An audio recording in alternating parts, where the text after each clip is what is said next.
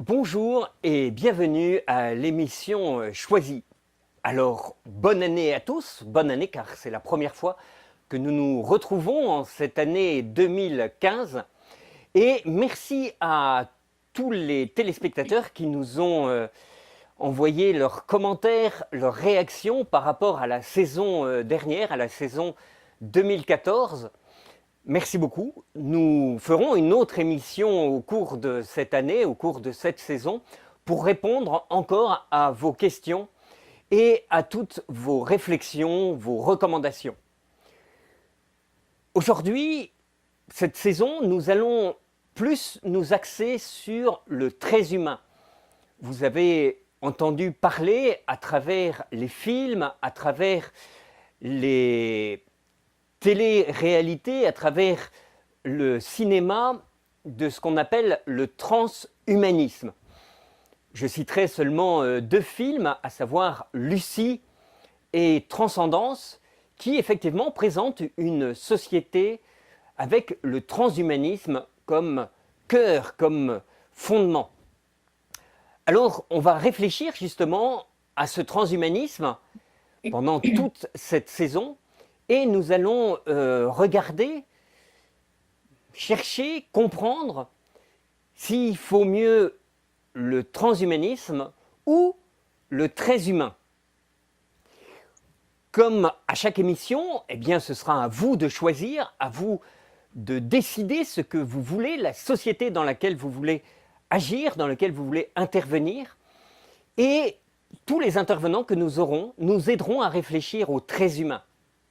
Alors aujourd'hui, nous allons accueillir Juliette Deferrière de Saufbeuf qui va nous parler de la famille. Et c'est pas pour rien que nous commençons cette saison justement par la famille. Bonjour Juliette. Bonjour Bertrand. Alors, heureux de vous accueillir sur cette émission choisie à TVC7. Merci. Est-ce que vous pourriez vous présenter un petit peu ? Très bien. Donc, je m'appelle Juliette, j'ai 35 ans. Je suis mariée depuis 15 ans avec Emmanuel.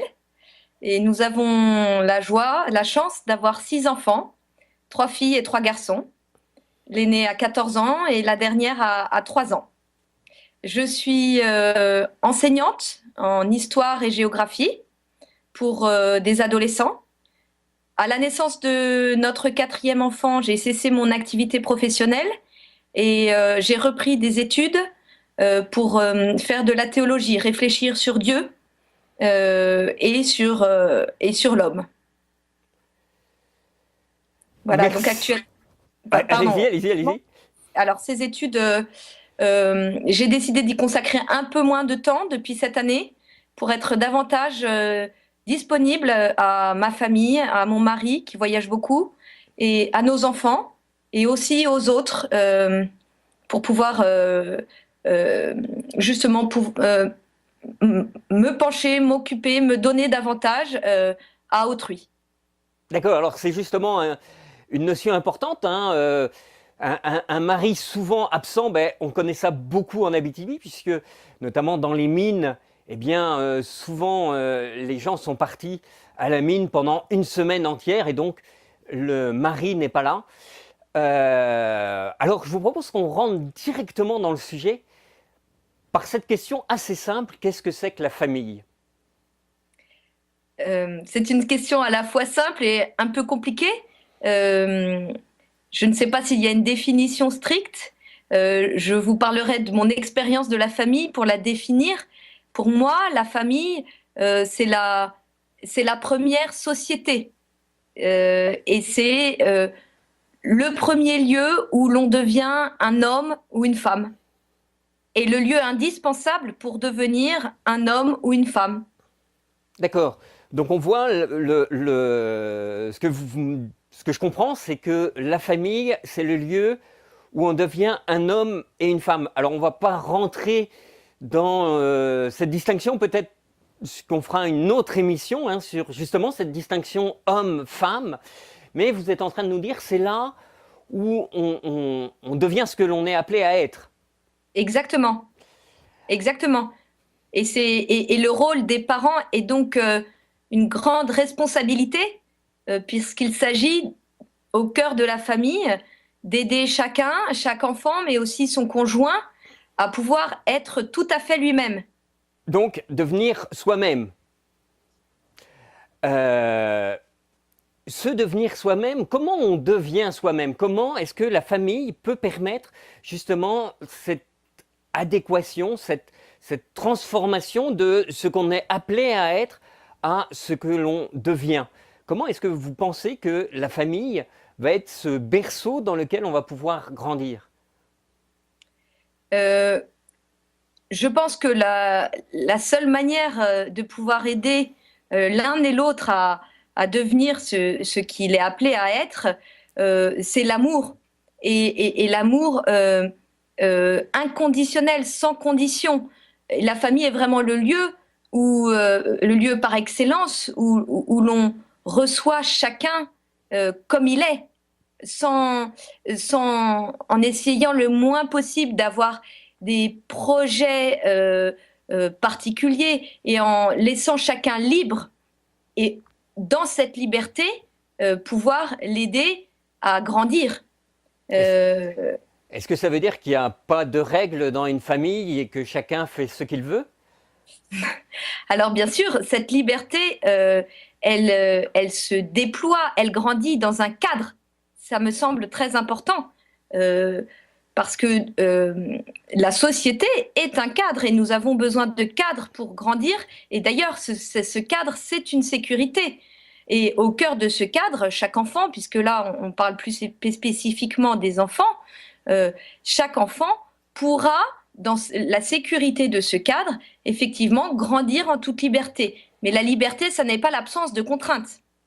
Ah, est-ce que vous pouvez développer ça? Parce que finalement, moi je suis libre, je peux faire ce que je veux, et puis qu'est-ce qui m'empêcherait de faire ce que je veux? Si j'ai envie de prendre quelque chose, si j'ai envie de manger à 5 heures de l'après-midi, ou si j'ai envie de manger à 22 heures, qu'est-ce qui m'en empêche? Oui, effectivement, on peut toujours faire ce qu'on veut, mais est-ce que c'est ça la liberté? Est-ce qu'on ne devient pas après esclave de ses désirs? C'est une bonne question aussi.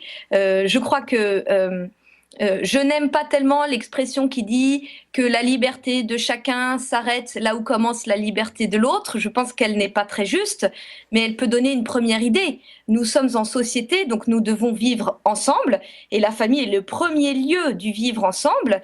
Et donc, effectivement, la norme, même si elle ne doit pas être rigide et emprisonnante, est importante pour recevoir l'autre, l'accueillir et vivre en paix avec l'autre. Et, et- et est-ce que cette norme doit être donnée par une autorité et à ce moment-là, quelle serait cette autorité? Est-ce que c'est tous ensemble où on décide que finalement on va faire telle ou telle chose ou est-ce que il y a quelqu'un qui doit représenter l'autorité? Est-ce que finalement, est-ce qu'il doit y avoir une autorité dans la famille? J'aimerais bien répondre à votre question avec un petit exemple, si vous voulez bien. Oui, oui. Euh, Au début de notre mariage, nous visitions des prisons avec mon mari. Mon mari donnait des cours de maths, de mathématiques, et il avait rencontré un jeune garçon qui s'appelait Sébastien, qui avait une vingtaine d'années. Et ce Sébastien était en prison pour deal de drogue. Et en nous racontant son histoire, et puis on avait vu le père de ce Sébastien aussi, et l'un et l'autre nous avait dit que finalement, le père de Sébastien avait toujours cherché à ce que son fils l'aime, et donc il avait été un copain pour son fils. Et donc pour ne pas se couper de l'amour de son fils, il ne lui avait jamais rien imposé, il n'avait jamais fait d'acte d'autorité, il n'avait jamais tranché sur rien du tout. Et que Sébastien avait donc été toujours plus loin dans l'interdit social, jusqu'à la consommation, au recel et à la vente de drogue, parce qu'il avait toujours cherché une limite qu'il n'avait pas trouvée chez son père. Et c'était beau de voir dans leur témoignage cette prise de conscience que la prison leur avait apporté l'un à l'autre.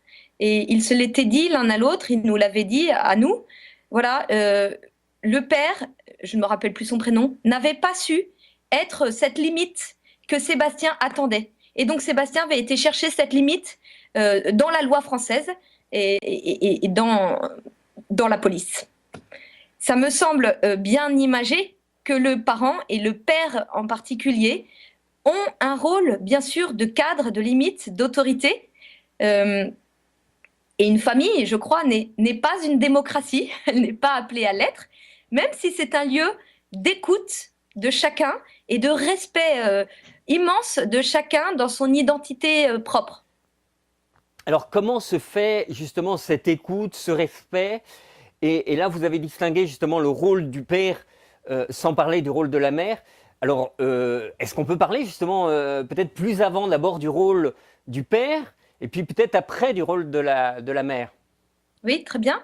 Ce qui me semble indispensable, en France, ça paraît très ringard, mais je vais vous le dire parce que ça me semble très vrai, c'est que le père est le chef de famille. Alors, comment exprimer ça? C'est lui, non pas l'unique autorité, non pas le tyran familial, mais comme l'autorité première ou suprême, la première autorité, et la femme, son épouse, est un conseil permanent. Ça ne veut pas dire que le père prend seul les décisions. Et d'ailleurs, on se rend très bien compte dans les familles de l'immense influence d'une épouse sur son mari.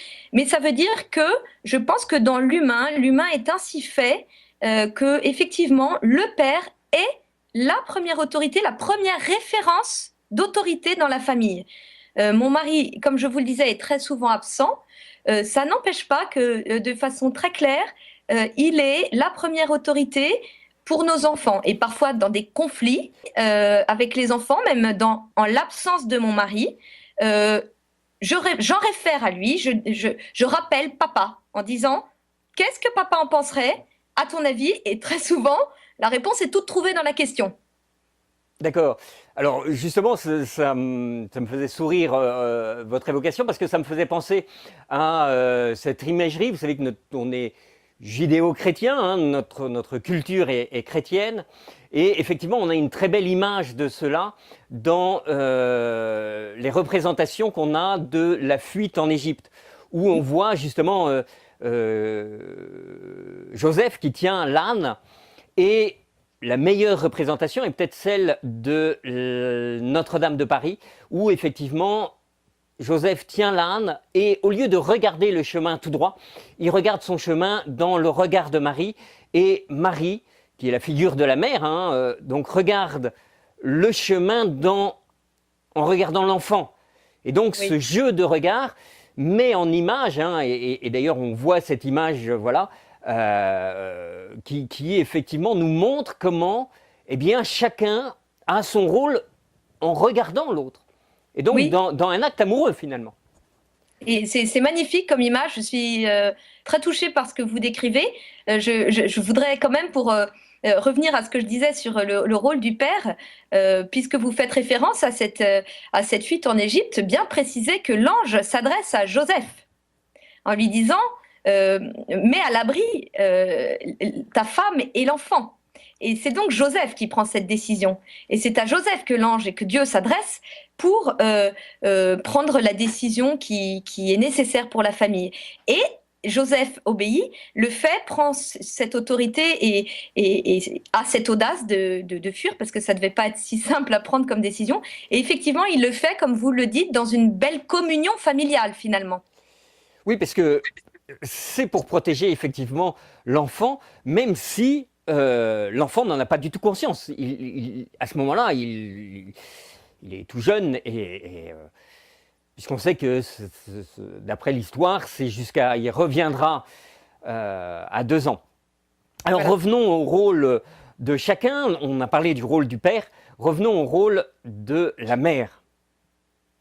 Le rôle de la mère, c'est plus... Je dirais c'est presque plus quotidien, même si bien sûr le père est attendu au quotidien. La mère est la gardienne du trésor du foyer. Alors bien sûr, on sait, on dit souvent, quand on fait un petit peu de psychologie, que l'enfant n'a conscience de ne pas être sa mère que très tard dans sa croissance et dans son évolution, qu'il y a comme une symbiose avec la mère. Donc la mère est, je pense, un premier lieu de, non pas de confort, mais de réconfort, et la mère rassure.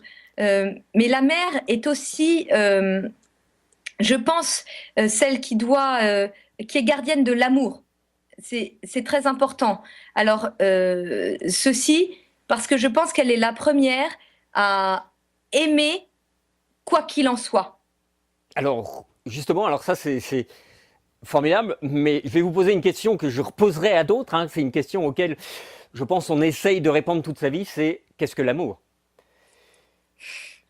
Parce que si elle est Oui, la gardienne de l'amour, alors à ce moment-là, qu'est-ce que l'amour? Et peut-être qu'est-ce que l'amour maternel? c'est très compliqué.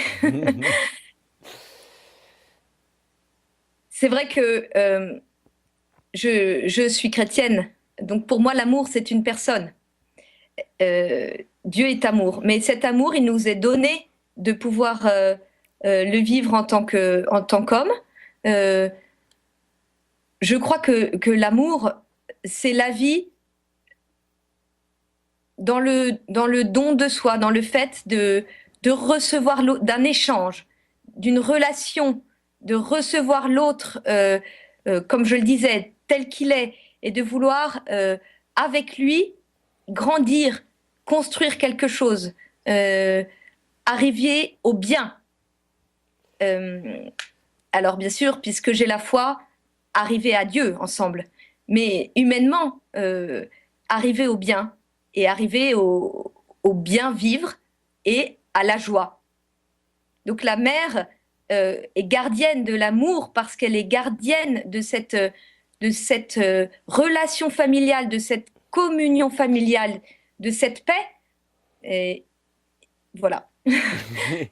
Très, très, très, très bien. Donc, on voit effectivement ces deux rôles, hein, le rôle du père qui est vraiment un rôle d'autorité, le rôle de la mère qui est un rôle amoureux, ce qui ne veut pas dire que le père n'a pas d'amour. Non, Hein, l'un n'exclut pas l'autre, bien sûr. Voilà, hein, il y a vraiment la mère a une autorité aussi et le père a de l'amour, notamment ben, peut-être en premier lieu pour sa femme, son épouse, Oui. et, et, et pour ses enfants. Hein. Alors, est-ce que on voit un peu ce mécanisme? Est-ce que on pourrait parler du rôle des enfants? Est-ce que les enfants ont un rôle? Ah oui, ça, j'en suis sûre. Euh, le rôle des enfants, euh, nous, ce qu'on vit dans notre vie familiale et conjugale, c'est que le rôle des enfants, c'est nous ouvrir à l'émerveillement à chaque instant. Parce que les enfants ont justement cet esprit d'enfance, cette liberté. Ils sont souvent, et il faut le souhaiter, eux-mêmes, sans forcément s'interroger. Et donc, en les regardant, on, on s'émerveille de la nature humaine. Euh, les enfants ont un... C'est compliqué. Les enfants ont ils ont un rôle de supplément d'amour, puisque chaque enfant est une chance en plus. D'accord. Donc, ce que vous êtes en train de nous dire, c'est que les enfants permettent justement cette ouverture plus Oui, grande. Et oui. en préparant cette émission, on parlait justement d'ouverture et notamment l'ouverture par rapport au rocher. Hein, on a évoqué le rocher. Alors peut-être dites-nous en deux mots ce que c'est et justement parlez-nous de cette ouverture. Alors, l'association du Rocher est une association française qui a été créée par Cyril Tisserand, qui était éducateur spécialisé. Euh, le Rocher s'appelle le Rocher Oasis des cités. L'idée est que des personnes, des familles, des célibataires, des religieux aussi, aillent vivre dans les cités défavorisées, s'installent au cœur de ces cités, comme dans leur vie quotidienne, pour pouvoir y apporter l'amour, la joie mais en tant qu'habitants de ces cités défavorisées. Voilà ce qu'est le Rocher.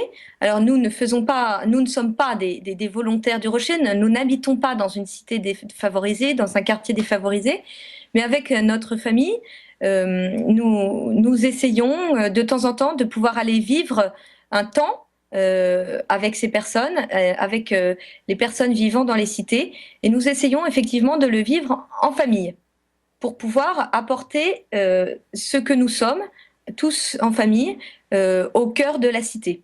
Et finalement, dans la cité, si je me présente seule, sans mon mari, sans mes enfants, je n'apporterai pas la même chose. Si je me présente avec mon mari et mes enfants, là-bas, dans les cités, il y a des familles qui sont dans tous leurs états. Il y a des familles éclatées, monoparentales, des familles déchirées, bien sûr. Mais finalement, arriver et venir en famille pour des choses très simples, les enfants jouent ensemble. Nous venons à quelques-uns avec des cordes à sauter, des ballons, et puis ça devient très rapidement une grande partie de football entre les bars des cités. Et bien là, tout de suite, finalement, par le fait d'être en famille, la relation s'établit. D'accord.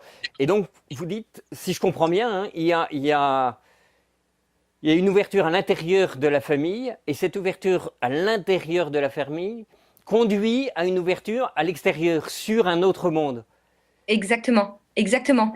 Nous avons cette chance que nos enfants, mais je pense que c'est la capacité de chaque enfant, n'aient pas d'a priori, n'aient pas d'idées préconçues à l'avance sur l'un ou l'autre. Donc si par exemple, dans l'exemple du Rocher, nous prévoyons une après-midi de jeu avec les enfants du Rocher, eh bien, tout le monde est content de jouer au foot. Donc on ne se demande pas si l'enfant avec qui on joue, qui est tout noir et qui ne connaît pas son papa, c'est pas ça qu'on voit. Ce qu'on voit, c'est qu'il joue super bien au foot et qu'il est un excellent gardien de but et qu'on passe une après-midi formidable.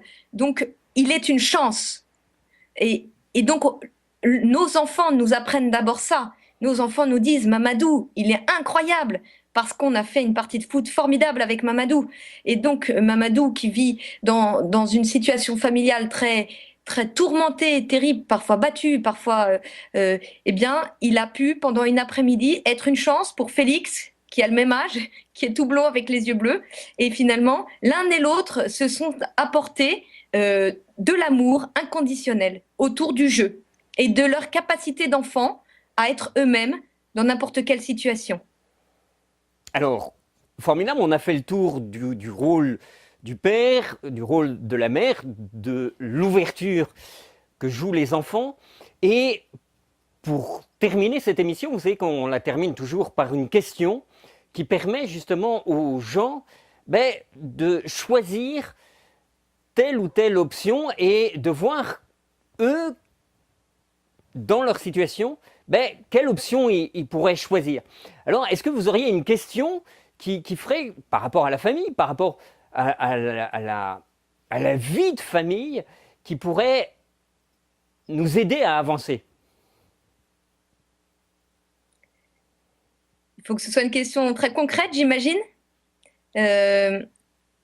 J'ai envie de poser deux questions. Comment est-ce que je peux donner plus de temps aux miens, à ma famille, à chaque membre de ma famille? Première question. Et est-ce que je peux décider de le faire cette année? Une petite résolution, par exemple, pour 2015. Parce que le temps est un atout immense en famille. Il n'a pas de prix. On se souvient, hein, d'ailleurs, vous évoquez la question du temps, on se souvient de l'émission qu'on avait réalisée sur le temps, qui montrait comment ce que vit un enfant de 0 à 6 mois est extrêmement important et dont le temps est, j'allais dire, compte triple par rapport à ce qu'il va vivre entre 6 mois et 2 ans et qui lui-même compte triple par rapport à ce qu'il va vivre pendant d'autres années. Donc chaque moment en particulier pour notre enfance est vraiment très très marqué. Donc effectivement ce temps que on peut ou J'allais utiliser le terme doit, mais non, ça doit être un choix justement. On peut choisir de donner pour sa famille. Alors, en reprenant votre question, et notamment avec le temps, vous disiez qu'il y avait 2 questions. Oui, alors la deuxième question, euh, c'est une question qui peut sembler trop spirituelle, mais je ne crois pas. Euh, comment est-ce que je vis, comment est-ce que je peux vivre le pardon en famille, avec chaque membre de ma famille? Parce que ça, je crois que dans la famille, c'est un élément absolument essentiel, parce que comme nous sommes différentes personnes, il y a toujours des frictions, il y a toujours des moments d'opposition, et c'est normal, et on grandit aussi avec ça. Mais le pardon est absolument essentiel. Donc comment est-ce que je vis euh, cette miséricorde? Le terme est un peu recherché, mais il y a bien dedans l'idée d'amour, ce pardon en famille, et comment est-ce que je peux le vivre mieux? Est-ce que je demande pardon, par exemple, aux membres de ma famille? Oui, alors c'est peut-être un des points, j'allais dire, les plus importants parce que on sait que assez facilement dans les sociétés dans lesquelles on vit, eh bien, justement, vous avez parlé tout à l'heure de familles recomposées, déchirées, restructurées, monoparentales, etc. Et souvent, eh bien, c'est difficile de cette notion de pardon. On a un père et une mère qui se confrontent, qui se déchirent, et justement, eh bien, le pardon me semble important. On va rester sur cette question, cette double question. La première question, c'est quel temps ou comment j'aime mes enfants dans le temps, hein, comment j'aime ma famille, quel amour j'ai pour ma famille. Et une question qui lui est liée, est-ce que je veux vivre en famille le pardon? Merci beaucoup pour tout ce que vous nous avez dit, pour cette demi-heure passée ensemble. Merci à vous. Merci aux téléspectateurs. Comme vous le savez, vous pouvez toujours nous envoyer vos commentaires, vos questions. Et vous savez qu'on pourra essayer d'y répondre de notre mieux. Et notamment, si vous avez des questions à poser à Juliette, eh bien, n'hésitez pas à nous les envoyer. Nous lui ferons parvenir pour, peut-être dans une prochaine émission, y répondre tous ensemble. À la semaine prochaine. Bonne semaine.